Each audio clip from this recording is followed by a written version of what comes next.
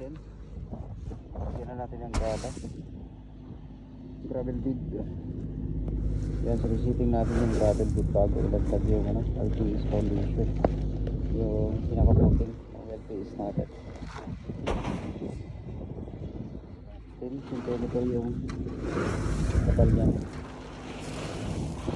Okay. Sa bawat location ay dun banda apat yun.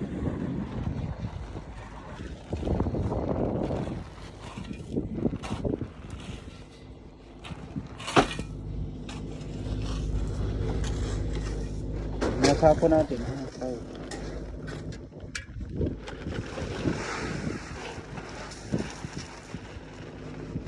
Yan ang manipis-nipis, dito makapal-kapal.